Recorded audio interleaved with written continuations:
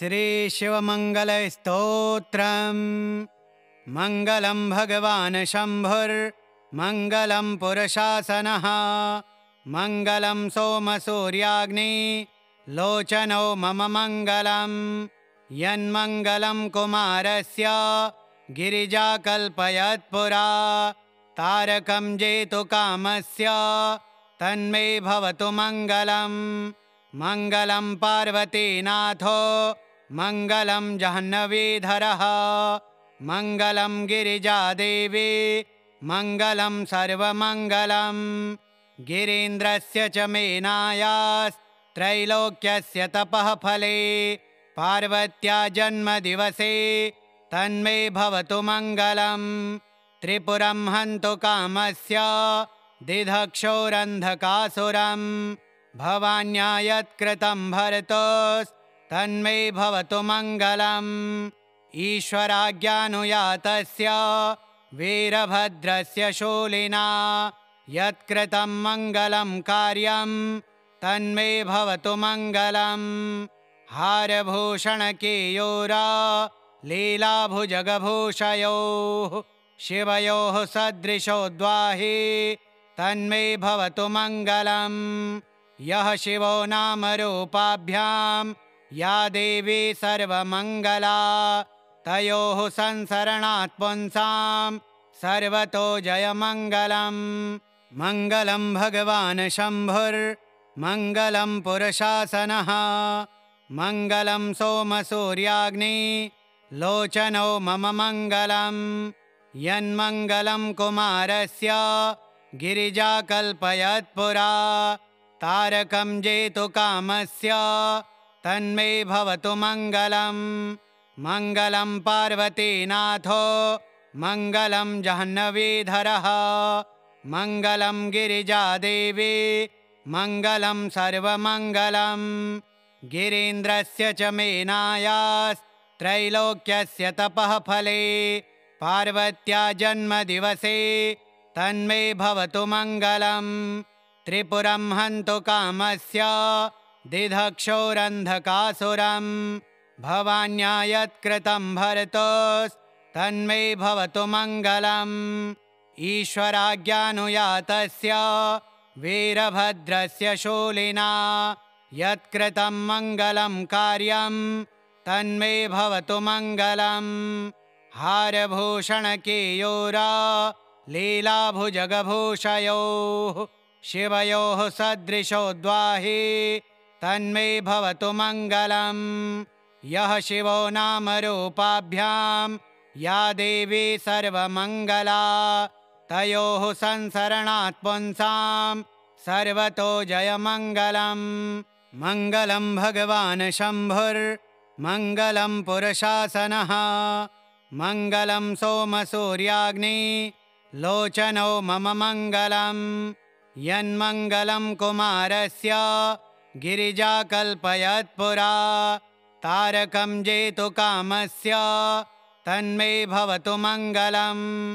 मङ्गलं पार्वतीनाथो मङ्गलं जाह्नवीधरः मङ्गलं गिरिजादेवी मङ्गलं सर्वमङ्गलं गिरीन्द्रस्य च मेनायास्त्रैलोक्यस्य तपः फले पार्वत्या जन्मदिवसे तन्मे भवतु मङ्गलम्।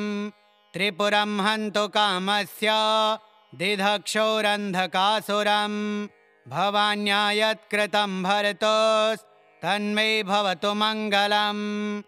ईश्वराज्ञानुयातस्य वीरभद्रस्य शूलिना यत्कृतं मङ्गलं कार्यं तन्मे भवतु मङ्गलम्।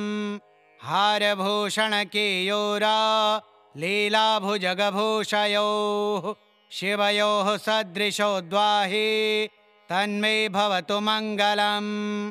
यः शिवो नामरूपाभ्यां या देवी सर्वमङ्गला तयोः संसरणात् पुंसां सर्वतो जयमङ्गलम्।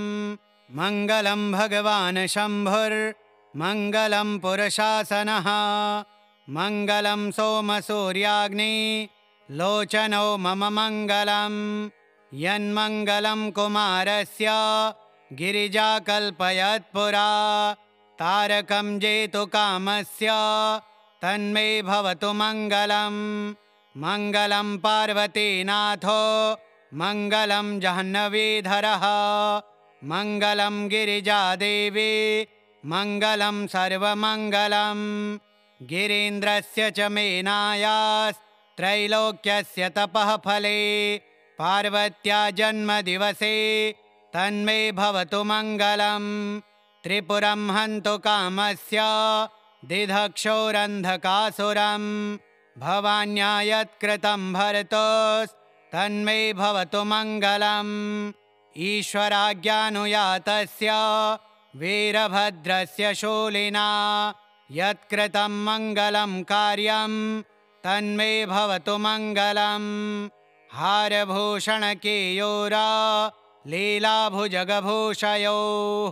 शिवयोः सदृशोद्वाहि तन्मे भवतु मङ्गलम् यः शिवो नामरूपाभ्यां या देवी सर्वमङ्गला तयोः संसरणात् पुंसां सर्वतो जयमङ्गलम् मङ्गलं भगवान् शम्भुर्मङ्गलं पुरुषासनः मङ्गलं सोमसूर्याग्नि लोचनो मम मङ्गलम् यन्मङ्गलं कुमारस्य गिरिजाकल्पयत्पुरा तारकं जेतुकामस्य तन्मे भवतु मङ्गलम् मङ्गलं पार्वतीनाथो मङ्गलं जाह्नवीधरः मङ्गलं गिरिजादेवी मङ्गलं सर्वमङ्गलं गिरीन्द्रस्य च मेनायास्त्रैलोक्यस्य तपः फले पार्वत्या जन्मदिवसे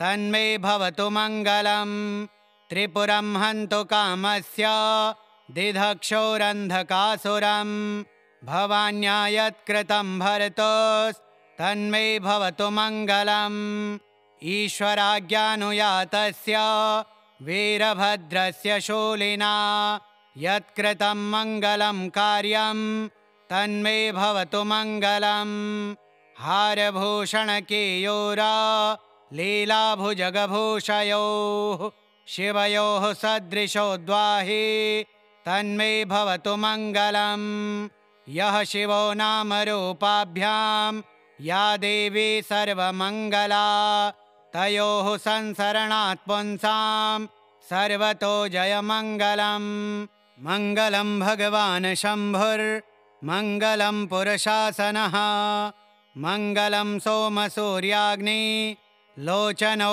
मम मङ्गलम् यन्मङ्गलं कुमारस्य गिरिजाकल्पयत्पुरा तारकं जेतुकामस्य तन्मे भवतु मङ्गलम् मङ्गलं पार्वतीनाथो मङ्गलं जाह्नवीधरः मङ्गलं गिरिजादेवी मङ्गलं सर्वमङ्गलं गिरीन्द्रस्य च मेनायास्त्रैलोक्यस्य तपः फले पार्वत्या जन्मदिवसे तन्मे भवतु मङ्गलम् त्रिपुरं हन्तु कामस्य दिधक्षोरन्धकासुरम् भवान्या यत्कृतं भर्तोस्तन्मे भवतु मङ्गलम् ईश्वराज्ञानुयातस्य वीरभद्रस्य शूलिना यत्कृतं मङ्गलं कार्यं तन्मे भवतु मङ्गलम्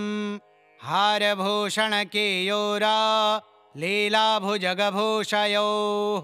शिवयोः सदृशोद्वाहि तन्मे भवतु मङ्गलम् यः शिवो नामरूपाभ्यां या देवी सर्वमङ्गला तयोः संसरणात् पुंसां सर्वतो जयमङ्गलम् मङ्गलं भगवान् शम्भुर्मङ्गलं पुरुषासनः मङ्गलं सोमसूर्याग्नि लोचनो मम मङ्गलम् यन्मङ्गलं कुमारस्य गिरिजाकल्पयत्पुरा तारकं जेतुकामस्य तन्मे भवतु मङ्गलम् मङ्गलं पार्वतीनाथो मङ्गलं जाह्नवीधरः मङ्गलं गिरिजादेवी मङ्गलं सर्वमङ्गलं गिरीन्द्रस्य च मेनायास्त्रैलोक्यस्य तपः फले पार्वत्या जन्मदिवसे तन्मे भवतु मङ्गलं त्रिपुरं हन्तु कामस्य दिधक्षोरन्धकासुरं भवान्या यत्कृतं भरतोस्तन्मे भवतु मङ्गलम् ईश्वराज्ञानुयातस्य वीरभद्रस्य शूलिना यत्कृतं मङ्गलं कार्यं तन्मे भवतु मङ्गलम् हारभूषणकेयूरा लीलाभुजगभूषयोः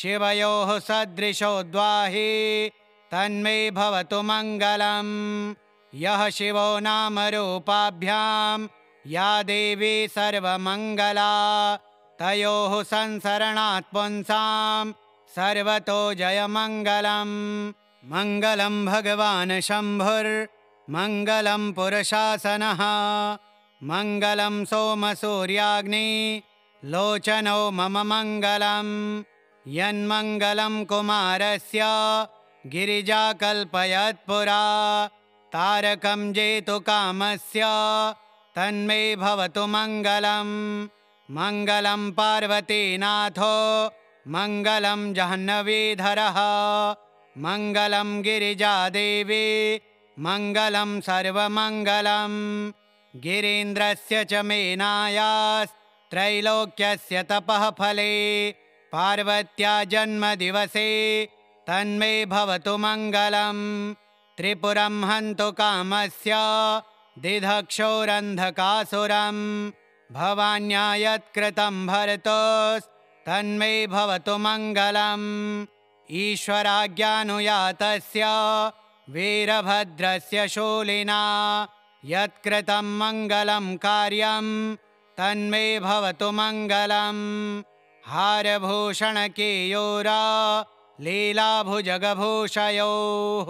शिवयोः सदृशोद्वाहि तन्मे भवतु मङ्गलम् यः शिवो नामरूपाभ्यां या देवी सर्वमङ्गला तयोः संसरणात् पुंसां सर्वतो जयमङ्गलम् मङ्गलं भगवान् शम्भुर्मङ्गलं पुरुषासनः मङ्गलं सोमसूर्याग्नि लोचनो मम मङ्गलं यन्मङ्गलं कुमारस्य गिरिजाकल्पयत्पुरा तारकं जेतुकामस्य तन्मे भवतु मङ्गलम् मङ्गलं पार्वतीनाथो मङ्गलं जाह्नवीधरः मङ्गलं गिरिजादेवी मङ्गलं सर्वमङ्गलं गिरीन्द्रस्य च मेनायास्त्रैलोक्यस्य तपः फले पार्वत्या जन्मदिवसे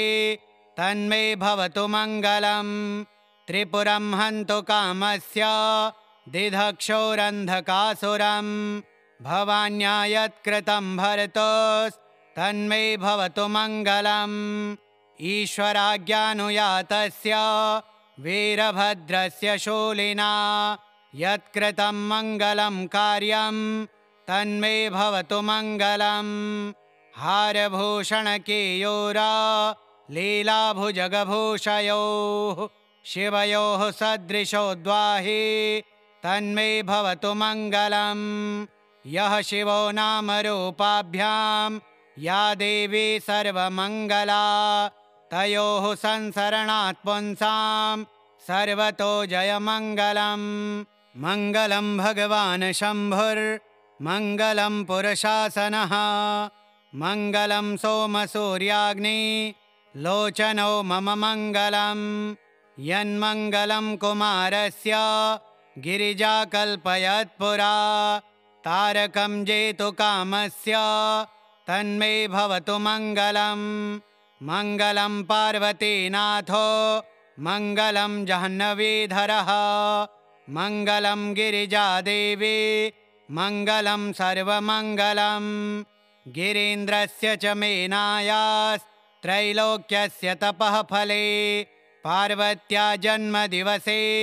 तन्मे भवतु मङ्गलम् त्रिपुरं हन्तु कामस्य दिधक्षोरन्धकासुरं भवान्या यत्कृतं भरतोस्तन्मे भवतु मङ्गलम् ईश्वराज्ञानुयातस्य वीरभद्रस्य शूलिना यत्कृतं मङ्गलं कार्यं तन्मे भवतु मङ्गलम् हारभूषणकेयूरा लीलाभुजगभूषयोः शिवयोः सदृशोद्वाहि तन्मे भवतु मङ्गलम् यः शिवो नामरूपाभ्यां या देवी सर्वमङ्गला तयोः संसरणात् पुंसां सर्वतो जयमङ्गलम् मङ्गलं भगवान् शम्भुर्मङ्गलं पुरुषासनः मङ्गलं सोमसूर्याग्नि लोचनो मम मङ्गलम् यन्मङ्गलं कुमारस्य गिरिजाकल्पयत्पुरा तारकं जेतुकामस्य तन्मे भवतु मङ्गलम् मङ्गलं पार्वतीनाथो मङ्गलं जाह्नवीधरः मङ्गलं गिरिजादेवी मङ्गलं सर्वमङ्गलम् गिरीन्द्रस्य च मेनायास्त्रैलोक्यस्य तपः फले पार्वत्या जन्मदिवसे तन्मे भवतु मङ्गलम् त्रिपुरं हन्तु कामस्य दिधक्षोरन्धकासुरं भवान्या यत्कृतं भरतोस्तन्मे भवतु मङ्गलम् ईश्वराज्ञानुयातस्य वीरभद्रस्य शूलिना यत्कृतं मङ्गलं कार्यं तन्मे भवतु मङ्गलम् हारभूषणकेयूरा लीलाभुजगभूषयोः